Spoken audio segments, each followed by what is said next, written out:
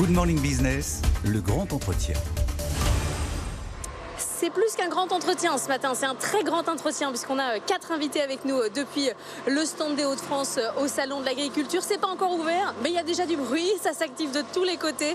Ça commence, ça sera ouvert à 9h, ça nettoie, il y a du monde absolument partout. On est ce matin donc depuis le stand de la région des Hauts-de-France avec Guillaume Gandon. Bonjour, vous êtes le vice-président de la Confédération Générale des Planteurs de Betteraves.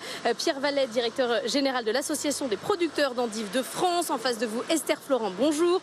Vous êtes chef de marché chez Isagri, c'est une start-up bien connue dans les Hauts-de-France. Et Charles-Étienne Lerenard, directeur général des opérations chez Intersnack. Intersnack, la marque ne vous dit rien, c'est normal, mais ce sont les chips Vico notamment et d'autres marques, Monster Munch aussi, je crois, Curly bien évidemment. Les graines Vico, Nature et Bon. Alors, nous, on revendique notre origine agricole et Hauts-de-France, puisque la marque Vico, savez-vous, elle a été créée en 1955. Oui. Donc à Vic-sur-Aisne, par un groupement d'agriculteurs qui avait déjà pour vocation de transformer et de valoriser la pomme de terre. Donc 70 ans après, quasiment, on transforme encore la pomme de terre et on est spécialisé, nous, aujourd'hui, sur tout ce qui est chips et produits apéritifs. Vous avez 2 usines, une dans les Hauts-de-France, une qui est à Lyon, je crois, autour de Lyon. Alors oui, une usine à Lyon où on fait tout ce qui est graines, donc sous nos marques Vico, Nature et Bon, donc ça va être des cajous, des pistaches, des amandes, Ouais. et puis tout ce qui est mélange de fruits aussi, graines, fruits, sous la marque Apérifruits.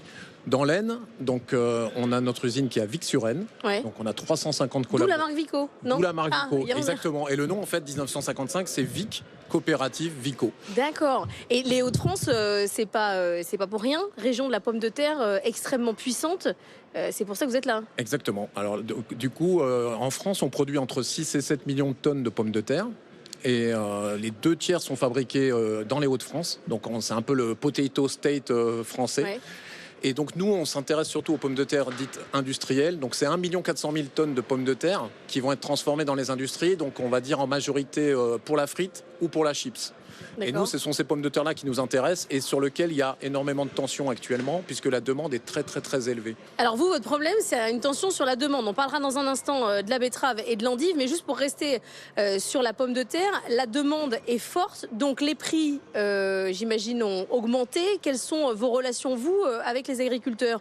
Si on peut passer les hausses de prix, finalement, tout va bien. Exactement. Alors nous, j'aurais tendance à dire que c'est un petit peu le bilan qu'on en fait. Nous, on est satisfait des Galim et de la manière dont on a travaillé avec l'interprofession. Ouais. Donc aujourd'hui, chez Vico, en fait, on est organisé avec un groupement. Donc on a un groupement d'agriculteurs, 45 agriculteurs locaux, avec lesquels on va négocier le prix des pommes de terre pour une année. Donc chaque année, on a un contrat qui va stipuler le prix et la quantité. Donc ce qui donne toutes les garanties à nos agriculteurs. Et pour vous donner une idée de la valorisation de la pomme de terre, à la récolte 2021, on était à 122 € de la tonne sur une de nos variétés référentes. Aujourd'hui, on est à 202 €. Ah oui. Donc on a pris 65% d'augmentation en 3 ans qu'on a su valoriser tous ensemble collectivement. Donc, le consommateur suit. Alors justement, on a une chance sur notre domaine. Déjà, on est sur des produits plaisir et qui restent abordables, autour de 2 €. Et surtout, l'interprofession, par la transparence qu'on a pu amener, on a réussi, que ce soit agriculteurs, industriels et distributeurs, à partager cette valeur. Et le consommateur, aujourd'hui, il joue le jeu parce qu'il peut reconnaître le produit, un produit matière première française, transformé en France. Et donc, vous voyez ce petit logo que j'ai sur ma veste, là, c'est le petit logo Pomme de terre de France qui a été initié par l'interprofession. Et ça veut dire que sur nos sachets, quand vous voyez ce petit logo, vous savez que ce sont des pommes de terre produites en France, donc valorisées correctement auprès de nos producteurs, transformées dans des usines françaises, donc en circuit, on va dire, national, et distribuées sur notre pays. Vous n'avez pas de sujet de hausse des coûts par rapport à la question des pesticides sur la pomme de terre? Il n'y a pas d'interdiction à venir un peu lourde? Alors moi je suis moins expert que mes collègues, donc ils seront plus à même d'en parler. Si, on a toujours une pression sur certaines molécules qui peuvent disparaître. On a eu sur les antigerminatifs des gros changements, donc on a dû évoluer sur les molécules qu'on utilise. Aujourd'hui, oui, on est tous un peu dans l'expectative des règles et des évolutions. Alors plus ou moins, parce qu'il y a des branches où on sait déjà que ça va être compliqué. On n'est même pas dans l'expectative. On a des règles très précises. On commence avec l'endive. Vous l'avez travaillé. Je commence avec l'endive. C'est parti. Vous avez un calendrier très précis avec trois entrants qui vont être interdits. Vous savez que d'ici 2025, la production va en prendre un sacré coup. On espère qu'elle ne prendra pas un sacré coup. On est en train de tout faire pour trouver des alternatives à ces solutions qui disparaissent. Mais en effet, on a une réglementation qui veut aller très vite. Et derrière, il y a tout le travail d'expérimentation, de recherche, de développement qui prend plusieurs années. On travaille avec du vivant. On a beau forcer un petit peu la nature dans notre station d'expérimentation pour multiplier les essais et puis faire travailler en serre, éclairer, chauffer là en ce moment pour faire des tests et trouver des alternatives. Ça prend de l'énergie, oui. Oui, c'est assez budgétivore. Mais aujourd'hui, on est en incapacité de proposer à nos endiviers, aux 300 endiviers français, une visibilité sur l'itinéraire technique de l'endive pour 2025. Et Pierre Vialet, je répète, vous qui êtes directeur général de l'Association des producteurs d'endives de France, pour ceux qui ne mangent pas des endives tous les jours, ce qui est mon cas, j'ai appris ce matin que c'était le 4e légume le plus consommé de France. L'hiver, oui. Ce qui est quand même là sur les hausses de prix, parce que vous avez eu le coût de l'énergie, il y a des récoltes qui. Toujours le coût de l'énergie. Parce que les contrats n'ont pas été renégociés. Engagés pour 3 ans. Encore, ça c'est un gros sujet. Vous avez alerté Bercy sur ces contrats qui ont été négociés au plus haut. On ne peut pas renégocier. On ne peut pas renégocier à ce jour. On continue à faire le forcing auprès du ministère de l'économie. Il est vrai qu'il y a un tiers des endiviers qui ont renouvelé leur contrat d'énergie au 2e semestre 2022, donc après le début de la guerre en Ukraine. On était à 40 € du mégawattheure, on est passé à 650, même voire plus. Donc on a des endiviers qui ont pris une grosse claque entre guillemets en termes de facture énergétique. Et ils sont engagés, ils sont pieds et poings liés avec leurs fournisseurs d'électricité.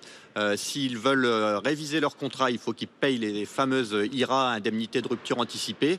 C'est des sommes folles, cher, ouais. Et en termes de compétitivité, ça nous plombe complètement. Donc on refait un appel à tous les décideurs politiques. On a vu que là, les boulangers avaient eu gain de cause il n'y a pas très longtemps, là, avec une taxe en plus en 2024 qui réaugmente, qui était à 0,05 centimes du kilowattheure, qui passe à 20,5. Donc ça va faire encore un surcoût énergétique de 20 000 € en moyenne par endivrie et par an. Donc alerte. Alors alerte.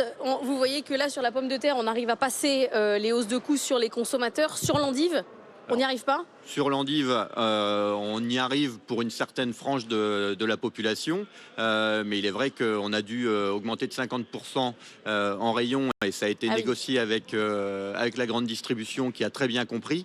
En revanche, dans le contexte actuel, l'inflation et puis le pouvoir d'achat, il est vrai qu'on a perdu 5 points de consommation. De taux de clairement, oui. Vous l'avez vu directement, là, c'est une baisse de la demande claire.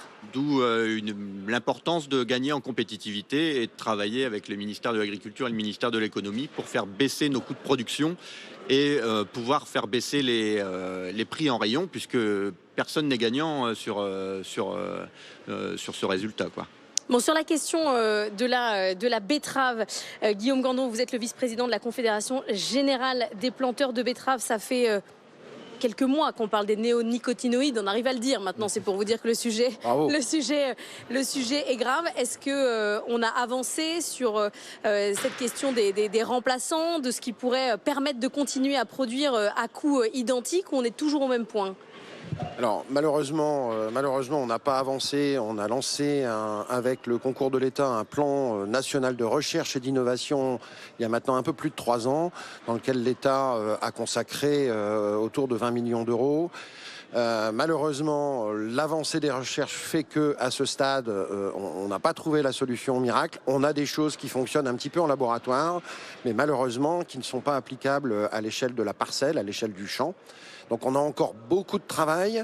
Néanmoins, on a une opportunité, c'est de pouvoir bénéficier des mêmes conditions de traitement que nos voisins, notamment allemands. Qui n'avaient pas les mêmes règles.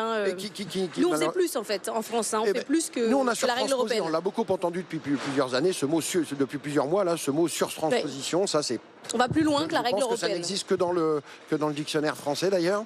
Donc on a tendance à surtransposer, donc à faire encore laver plus blanc que nos voisins, et on se prive d'un produit qui s'appelle l'acétamipride et qui règle le problème du puceron notamment pour la betterave, mais c'est aussi le cas pour d'autres filières, la filière endive qui est à côté de moi, la filière pommes de terre, les pommes poires, la noisette, et toutes ces filières sont concernées par ce produit-là, et c'est aujourd'hui une grosse demande qu'on fait à l'État. Alors justement, vous me lancez une grande perche sur les startups de laboratoire qui ont des bonnes idées. On va marquer une pause et dans un instant, je vous ferai écouter Agriodor qui était avec nous ce matin à 6h45, qui a des solutions de laboratoire. Justement, à tout de suite.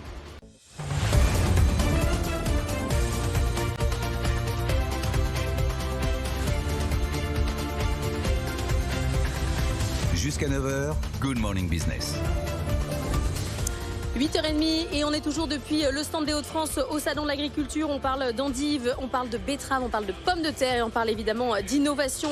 Ensemble, on était ce matin à 6h45 dans la matinale de l'économie avec Alain Thibault, président d'Agriodor, qui nous a présenté son alternative aux néonicotinoïdes. Alors nous, évidemment, on a trouvé ça génial. On va demander à nos invités ce qu'ils en pensent. On écoute. On a réussi à fabriquer des odeurs qui empêchent les pucerons d'arriver sur les betteraves. Ces odeurs, malgré tout, il y a des pucerons qui arrivent sur les betteraves. On les perturbe en termes de fécondité. On empêche le puceron de se reproduire et on l'empêche aussi de s'alimenter. Ce qui fait que dans tous les tests qu'on a pu avoir, on a à peu près 70% de pucerons en moins sur les champs de betteraves. L'endive, c'est un autre puceron. Donc il faut concevoir une autre odeur pour arriver à manipuler ce puceron. L'endive, c'est un produit très concentré au niveau des Hauts-de-France, mais c'est un petit marché en termes de surface. On est incapable de trouver une rentabilité économique à un tel produit. Il faut développer le projet et payer pendant 7 ans une homologation qui est généralement 2 fois le coût du projet. C'est impossible à faire. Alors je vous vois sourire sur le plateau. Alors je vous le dis, moi je sors d'une interview comme ça, je me dis c'est bon, on a réglé le problème tous ensemble, mais c'est toujours comme ça. La French Tech, c'est le jeu. Il y a une start-up qui nous présente son business. Évidemment, on trouve que c'est toujours génial. Dans les faits, je vous voyais sourire Pierre Varlet du côté de l'endive. Il dit, pour l'endive, le marché est trop petit, je ne peux rien faire. J'ai la solution, mais le marché est trop petit. La question qu'il faut se poser, je pense, c'est est-ce qu'on est tous d'accord sur le fait que la richesse de l'agriculture française, c'est sa diversité? Donc oui, en effet, il y a des gros produits, des produits lourds, la pomme de terre, la betterave. Et il y a le monde des fruits et légumes. Les fruits et légumes, c'est 80 espèces qui sont produites en France avec des surfaces et des volumes qui sont pas comparables avec les grandes cultures. Ce qui veut dire que là, il faut un financement public. Enfin, c'est ça que ça veut dire. Hein. Un financement public ou des règles qui soient adaptées à nos cultures, à nos chiffres d'affaires. Mais je pense qu'il est important que la France ne se résume pas à 4 cultures majeures et que le reste disparaisse. Et nous, on pesait entre guillemets 15 000 tonnes il y a encore 20 ans, 15 000 hectares pardon, il y a encore 20 ans. Aujourd'hui, on est à 8 000, moins de 8 000. On était à 1000 endiviers sur les Hauts-de-France, on est à 300 endiviers. Est-ce que quelqu'un souhaite encore garder de l'endive en France ou est-ce qu'on nous interdit, avec le retrait de toutes ces solutions, de produire tout simplement? Il suffit juste de l'assumer au niveau des pouvoirs publics, c'est tout. Alors au-delà de la question du financement qui est important, de la rentabilité du produit, est-ce que ça marche? Parce que là on est au niveau du laboratoire, il nous a annoncé un contrat industriel pour cet après-midi qu'il allait signer avec un Américain en disant on va passer désormais à une phase. Est-ce que sur les betteraves, on a la solution aux néonicotinoïdes? Alors, malheureusement non. Là où il a raison, c'est qu'effectivement, on a vu quelques résultats en laboratoire, en serre, en micro-parcelles, qui sont très intéressants, qui ne font pas, j'allais dire, 100% du job. Ça fait une partie du job. Mais il ne faut jamais oublier aussi, dans toutes ces recherches et dans toutes ces applications, il y a l'efficacité et il y a aussi la rentabilité. Parce qu'on peut être efficace, mais on ne peut pas être efficace à n'importe quel prix. On a tous des cultures, des filières qui se doivent au bout d'être rentables. Et ces produits-là, aujourd'hui, malheureusement, ne sont pas rentables parce que ça coûte trop cher.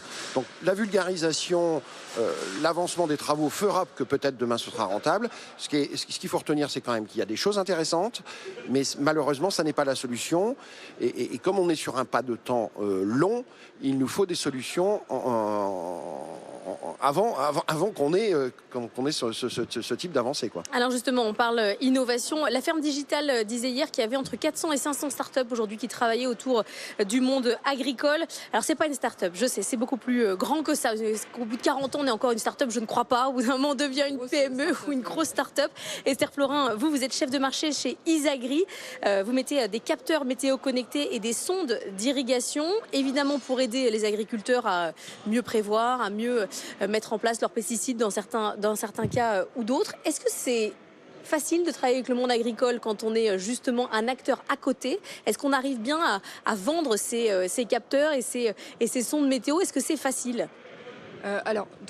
Comme je vous le disais, Isagri, c'est une entreprise qui est présente auprès des agriculteurs depuis plus de 40 ans, puisque c'est une entreprise qui a vu le jour dans les années, début des années 80, 83. C'est facile dans la mesure où c'est depuis 40 ans que l'entreprise a été créée au service des agriculteurs. Donc Isagri, de manière un peu plus large que les capteurs, stations météo ou sondes d'irrigation, c'est une entreprise qui développe des logiciels de gestion pour les agriculteurs. Donc c'est parti d'un projet de logiciel de comptabilité il y a 40 ans pour rendre les agriculteurs autonomes via une solution informatique. Et puis au fur et à mesure des années, ça s'est développé vers d'autres solutions, donc des logiciels plutôt techniques, logiciels de gestion de parcelles, de gestion de troupeaux, de capteurs météo par exemple, mais également des logiciels plutôt d'un point de vue économique, donc évidemment de la comptabilité, mais également de la facturation, de la paye et d'autres suites de logiciels. Donc dans la mesure où on est capable d'accompagner les agriculteurs à travers toutes leurs tâches, parce que ce sont de véritables chefs d'entreprise qui ont à toucher à plusieurs postes tous les jours, donc la compta, la paye, la facturation, ainsi que leur métier d'être dans les parcelles.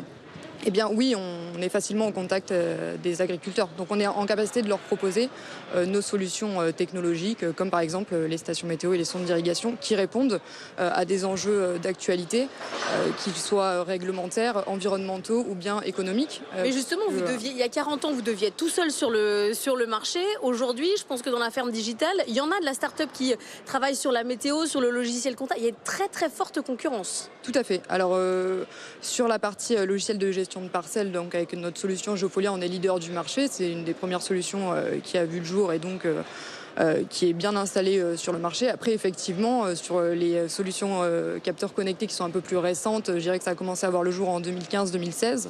Là, il y a d'autres jeunes entreprises qui se sont lancées. Je dirais qu'aujourd'hui, on se partage le marché avec des solutions qui répondent à des besoins adaptés en fonction des productions et des... Profession quand même, les agriculteurs ultra connectés. C'est avec un niveau de technologie et de capacité à intégrer les nouvelles technos qui est quand même assez impressionnant. Enfin, faut pas ça, c'est chez les experts comptables, hein, par exemple, c'est beaucoup plus compliqué. Mais vous, par exemple, est-ce que les agriculteurs aujourd'hui, quand ils vous voient arriver, ils vous disent qu'est-ce que vous faites avec l'intelligence artificielle? C'est ça quand même votre défi à vous aujourd'hui? Alors oui, c'est une question qu'on a. Je pense que le mot intelligence artificielle, il est encore assez, je dirais, frais. Il peut même faire peur. On peut parler d'innovation de manière plus large. Après, Isagri, c'est une entreprise qui est connue pour avoir toujours été un petit peu présente sur le domaine de l'innovation. Si on met un petit coup d'œil dans le rétroviseur, quand il y a eu l'arrivée du guidage, on a été présent. Après, il y a eu l'arrivée des smartphones. Donc, il a fallu ramener des logiciels informatiques qui ont été créés il y a 40 ans dans le smartphone pour que les agriculteurs puissent les avoir tout le temps avec eux. Donc, on est sur ces domaines-là. Il y a eu récemment même l'acquisition au sein du groupe Isagri d'une entreprise qui travaille dans l'intelligence artificielle, donc plutôt pour la profession comptable. Donc on travaille en ce sens et on sait que ça va très très vite. Les agriculteurs ont besoin aujourd'hui de l'innovation pour répondre à des problématiques. C'est un métier qui évolue très vite et donc on se doit, nous, on fait en sorte d'évoluer aussi vite qu'eux pour leur proposer des solutions adaptées. Oui. Vous ne bougez pas tous les quatre. Dans un instant, je vais vous faire réécouter Michel Biérot qui était notre invité il y a quelques instants. Est-ce que c'est lui qui a inventé les prix planchers? Peut-être bien, c'est ce qu'il nous a raconté tout à l'heure. A tout de suite.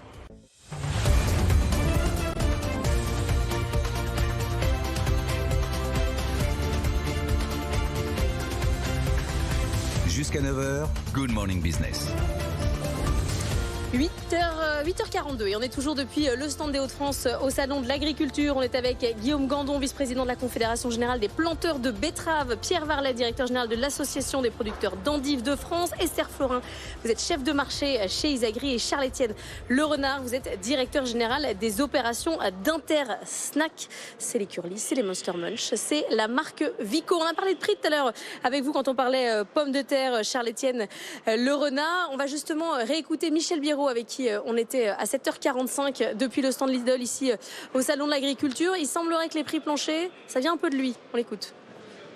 On peut peut-être même, pourquoi pas dire, inscrivons les tripartites que nous faisons depuis 8 ans dans la loi. Peut-être que ça fonctionnera. C'est ce qu'on fait pendant les 9 jours au salon. En fait, l'agriculteur nous donne son coût de production, d'accord, et derrière, on signe une tripartite à moi et l'industriel où on s'engage à lui payer ce coût de production.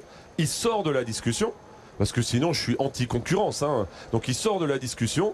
Et moi, je continue à discuter le reste, c'est-à-dire entre le prix qu'on a payé à l'agriculteur et mon prix de vente pour partager la valeur entre l'industriel et le distributeur. Charles-Étienne dans le Renard, Michel Biérot, il disait oui, ok, c'est un peu moi qui ai poussé l'idée, mais ce que je voulais, c'est qu'on discute prix, parce que c'est là où il faut vraiment emmener la conversation, des discussions tripartites dans lesquelles on met l'agriculteur au centre des discussions avec l'industriel. C'est ce que vous faites, vous. Comment ça se passe exactement? Je ne vais pas vous dire de nous raconter les secrets des négociations commerciales, mais comment ça se passe chez vous? Alors, nous, ça se passe, on s'appuie beaucoup sur notre interprofession, donc le GIPT, et on a su donner énormément de transparence sur l'évolution des coûts, et ce qui permet aussi donc de justifier les hausses qu'on a passées à nos clients distributeurs. Donc moi, je crois beaucoup plutôt à la transparence des filières et à ces négociations, parce que le prix plancher, quelque part, soit il va être très bas pour garder de la compétitivité, il ne servira à rien, soit il risque d'être trop haut et finalement d'handicaper les agriculteurs vont faire des péréquations par rapport au prix plancher. Donc ça me semble assez complexe. Ça va être le prix, quoi. À un moment donné, le prix plancher, ça va être le prix. Donc nous, on a privilégié la négociation. Comme je vous l'expliquais, on a des contrats annuels. Donc on ne peut pas non plus changer l'agriculteur qui va planter là en mars-avril et qui va récolter à concurrence en septembre. Donc nous, tout est déjà figé. Il connaît son prix, il connaît ses quantités. Donc le prix plancher, moi je pense qu'en fait, ça vient se substituer à de mauvaises négociations. Donc idéalement, travaillons en filière, donnons de la transparence, expliquons à nos consommateurs pourquoi il faut payer un petit peu plus leurs matières premières. Alors comme vous l'avez dit tout à l'heure, on a réussi à le faire sur les snacks. C'est aussi pour ça que ça se passe bien. Oui, parce qu'on a des produits un peu moins chers, mais je pense que, et Biérot il le disait, je l'écoutais la semaine dernière sur le litre de lait, je pense qu'il n'y a aucun consommateur qui n'est pas prêt à donner quelques centimes de plus pour qu'un agriculteur... D'ailleurs, il a plusieurs gammes. Ben voilà, qu'un agriculteur gagne quand même plus que 400 € par mois. Et donc cette transparence, aussi les indications sur le packaging et tout ça, il faut le simplifier pour que le consommateur puisse orienter ses choix sur du cycle court. Donc des matières premières françaises et transformées en France. Plus d'informations consommateurs. Simplifier en tout cas. Vous pensez que ça suffit? Parce que le problème du Made in France, de l'origine France garantie, enfin vous voyez dans le textile, ça marche pas. Les gens s'en foutent en fait. Il faut être un consommateur militant pour dire oui, je vais aller acheter du textile Made in France. Mais il n'y a pas de marché en fait. C'est pas l'origine qui pousse à l'achat. Non, mais petit à petit, en fait, je pense que les gens, quand même, se sont de plus en plus sensibles à avoir des matières, des produits locaux. C'est-à-dire qu'on voit bien, nous, les gens sont fiers que les produits soient fabriqués dans leur région ou à proximité. Donc je pense que si, il y a quand même un levier. Mais effectivement, la lisibilité, elle n'est pas toujours simple. Il y a tellement de référents qu'aujourd'hui, pour le consommateur, pas toujours facile de s'y retrouver. On va aller aux États-Unis dans un instant parce qu'il y a des prix planchers sur une vingtaine de produits. Antonella va nous raconter ça depuis les États-Unis. Du côté de la filière de l'endive, cette question du prix plancher, ça vous a fait quelle réaction? Prix plancher en fruits et légumes, je ne suis pas sûr que ce soit très utile puisque le prix de marché se négocie jour après jour en fonction de l'offre et de la demande. On a le climat qui va jouer beaucoup sur les cultures, qui va jouer aussi sur le comportement du consommateur. Quand il y a un rayon de soleil, là d'ici un mois, le consommateur va vouloir des fraises. Si il pleut, il va se rabattre sur d'autres produits. Et donc c'est vrai que la construction du prix se fait quotidiennement, comme ça a été dit, dans un échange entre le vendeur et son acheteur. Et on construit le prix. Et puis selon les produits aussi, au mois d'octobre, on n'a pas les mêmes rendements qu'au mois de mars. Donc construction d'un prix plancher pour certains fruits et légumes, ça paraît compliqué à mettre en place. Parce qu'à un moment donné, si le prix est défini, on perd un peu de vue quand même la question de la demande, l'évolution du consommateur, ce qu'il veut plus. On perd un peu le fil, quoi. C'est ça. Le producteur a besoin d'investir aussi. C'est bien de connaître ses coûts de production, mais il faut aussi se projeter, se dire il faut que je réponde à une réglementation, à une demande de mon client. Donc il faut pouvoir investir. Et puis il y a a tout un tas de paramètres qui rentrent en jeu dans la construction du prix. Donc oui, attention aux idées qui peuvent paraître bien sur le papier, ne sont pas forcément adaptées à toutes les filières. Ouais. Alors Guillaume Gandon, vous allez pouvoir réagir dans un instant pour la filière betterave. Vous disiez parfois il y a des bonnes idées qui en fait sont des mauvaises idées. On part justement aux États-Unis. Antoine Hollard, vous avez regardé comment ça se passe. Les prix planchers, ça existe là-bas sur 20 produits. Oui, aux États-Unis, c'est le Congrès qui vote tous les 5 ans une grande loi agricole, un texte qui fixe notamment des prix planchers pour une vingtaine de produits, le soja, le blé par exemple, et puis ensuite, il y a plusieurs mécanismes d'aide qui permettent aux agriculteurs de toucher un revenu minimum garanti, c'est-à-dire que si les prix du marché s'effondrent, l'État fédéral vient compenser la perte et paye la différence aux agriculteurs. Le système est encore plus strict sur les produits laitiers, là il y a un vrai prix minimum, les industriels sont obligés de le respecter, il est interdit d'acheter en dessous. Ce prix est même réévalué tous les mois au niveau régional pour mieux tenir compte des disparités entre les exploitations. Alors attention, ce système n'est pas parfait, les petites exploitations laitières ne s'en sortent pas, beaucoup ont mis la clé sous la porte ces dernières années. En moyenne, malgré ce système de prix plancher, elles perdent 45 cents par litre de lait produit. Et c'est d'ailleurs tout le problème avec ces mécanismes, ils profitent essentiellement aux méga-fermes. Selon une étude, 10% des exploitations les plus grandes ont capté à elles seules les 2/3 des aides fédérales agricoles.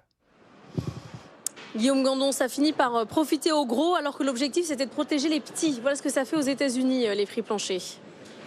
Oui, alors comme mes collègues, moi je suis très interrogatif vis-à-vis de cette notion de prix plancher. Il y a effectivement un risque que ça devienne un prix plafond. Ah oui. Donc attention, nous on a préféré réfléchir en filière à une notion d'indicateur qui soit directement lié au coût de production et au coût réel que l'on a sur les exploitations. C'est la négociation dont évoquait la filière pomme de terre. C'est exactement ce qui se passe. Donc moi je suis très réservé quant à cette éventuelle fausse bonne idée qu'est le prix plancher. Après on a aussi un sujet de compétitivité européenne. Je ne vous parle même pas du reste du monde, mais ne serait-ce qu'au niveau européen, le prix plancher ça vous empêche de réfléchir, baisse des coûts de production. C'est-à-dire qu'à un moment donné, si vous transposez juste vos coûts de production, vous ne pensez plus à les baisser.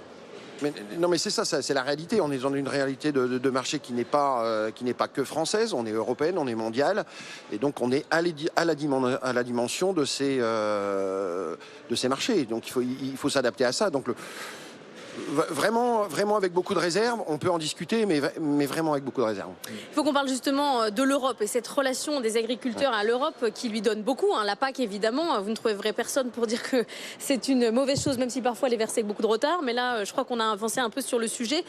Qu'est-ce qu'il faut faire évoluer? Est-ce qu'on le disait tout à l'heure, on va plus loin parfois, on surtranspose les règles européennes? Est-ce qu'il faut à la racine avoir un lobby agriculture plus fort? Qu'est-ce qui ne fonctionne pas aujourd'hui selon vous pour la filière betterave? Alors, nous, pour la filière betterave sucre, moi, simplement, avec la relation avec Bruxelles, il nous faudrait simplement du réalisme. Si je prends l'exemple de l'Ukraine, oui. Qui est un sujet ultra sensible, et n'entendez pas dans mes propos d'ailleurs quoi que ce soit contre l'Ukraine, mais les dispositions... On a demandé un effort aux agriculteurs très fort. Énorme. Les dispositions qui ont été prises en Ukraine en important, en passant de 20 000 tonnes de sucre à cette année 700 000 tonnes, plus de 30 fois plus, on a déstabilisé complètement le marché français et on demande finalement aux agriculteurs français de contribuer à l'effort de guerre. Et c'est plus que contribuer parce que pour nous, le marché il est sérieusement déstabilisé. Donc on demande du réalisme au niveau de l'Europe pour qu'ils tiennent compte de ça. C'est super long. C'est comme en France. Ça prend 4 mois qu'on discute. Ça fait des allers-retours entre la Commission dans ce fameux trilogue. Et pendant ce temps, les produits sont sur le marché avec des règles qui ne sont pas les mêmes. Pas du tout, justement. Vous m'avez posé la question tout à l'heure des néonicotinoïdes. Faut savoir qu'en Ukraine, bien entendu, ce sucre va être produit à base de néonicotinoïdes et avec 21 autres molécules qui sont interdites en Europe et en France. Mais là, ça pose plus de problème. Donc il faut quand même qu'on se mette en responsabilité aussi au niveau de l'Europe. Et on ne peut pas aujourd'hui importer en Europe et en France les produits qui ne sont pas produits dans les mêmes conditions que celle qu'on nous impose. Pierre Verlet, si vous aviez un message à passer justement pour l'Europe, ça serait lequel ? Pour l'Europe, c'est une harmonisation de pas mal de normes, donc avant tout sociales, puisqu'en fruits et légumes, la main-d'œuvre, elle a un gros impact sur le coût de production. Donc quand on est à 14 € de l'heure en France et qu'on est à 6-7 € en Pologne, ça fait quand même une distorsion de concurrence qui est importante sur le prix au final. Et ensuite, il y a le Green Deal, et on en a parlé tout à l'heure avec les néonicotinoïdes, et la promesse qui nous a été faite au niveau du gouvernement français, pas d'interdiction sans solution. Aujourd'hui, l'Europe, elle veut aller beaucoup trop vite par rapport à la vitesse de l'expérimentation et de la recherche. Donc on demande juste du temps, de pouvoir anticiper et donner de la visibilité à nos producteurs. Nous, on a des jeunes endiviers qui voudraient reprendre leur structure. Si on leur dit demain, on ne sait pas si tu pourras encore produire, ils émettent des réserves et puis ils changent de produit. Donc, du temps, mais il vous faut une décision très rapidement parce que là, les intrants, ils vont être interdits d'ici quelques mois. Oui, là, c'est la dernière saison qu'on va utiliser les 3 principaux intrants en endive. Donc l'endive, tout petit produit. Au niveau européen, il y a 27 États membres, il y en a 3 qui en produisent.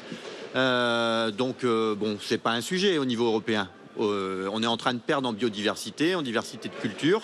On perd du patrimoine.